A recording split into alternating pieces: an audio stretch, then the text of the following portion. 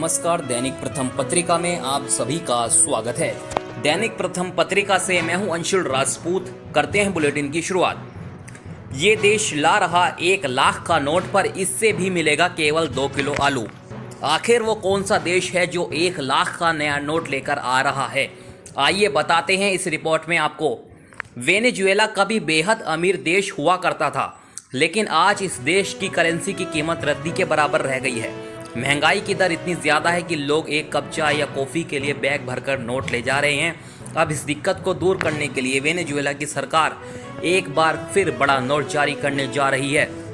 Bloomberg की report के मुताबिक कैश की किल्लत के चलते वेनेजुएला बैंक नोट पेपर भी बाहर से मंगवा रहा है।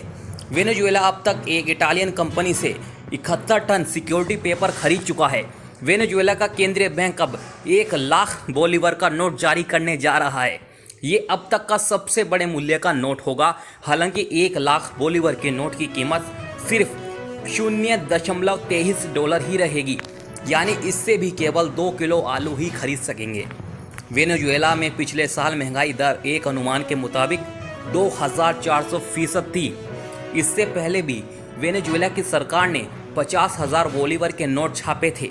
अब वेनेजुएला इससे भी बड़े नोट लाने की तैयारी कर रहा है। वेनेजुएला की अर्थव्यवस्था लगातार 7वें वर्ष मंदी का सामना कर रही है।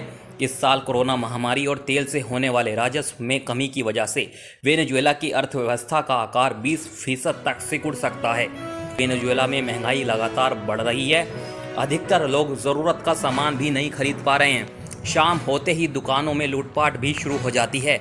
4 अंकों की मुद्रास्फीति की वजह से वेनेजुएला की मुद्रा का अब कोई मोल नहीं रह गया है। उपभोक्ता या तो प्लास्टिक या इलेक्ट्रॉनिक ट्रांसफ़र करने को मजबूर हैं या फिर डॉलर का रुख कर रहे हैं। लेकिन बसों समेत कई सुविधाओं के लिए बोलीवर्स में ही भुगतान ज़रूरी होता है। वेनेजुएला में महंगाई का आलम यह है कि 1 किलो मीट के लिए लाखों बोलीवर चुकाने पड़ रहे हैं। गरीबी और भुखमरी से बचने के लिए करीब 30 लाख लोग वेनेजुएला छोड़कर ब्राज़ील, चिली, कोलंबिया, इक्वाडोर और पेरू जैसे देशों में जाकर बस गए हैं। आगे की खबरों के लिए आप बने रहिए दैनिक प्रथम पत्रिका के साथ।